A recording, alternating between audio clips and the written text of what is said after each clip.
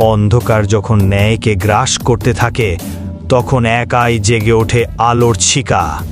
সেই শিখার নাম শের। সে অন্যায়ের বিরুদ্ধে লড়াই করে, অত্যাচারের বিরুদ্ধে রুখে দাঁড়ায়।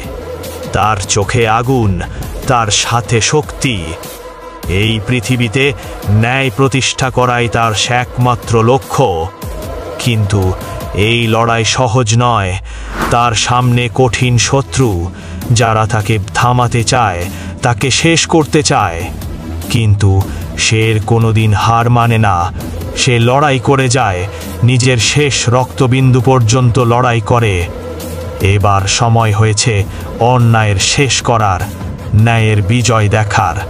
শের আসছে সবার শেষ ভরসা হিসেবে। দেখুন শের কিভাবে অন্যায়ের রাজত্ব ধ্বংস করে, ন্যায়কে ফিরিয়ে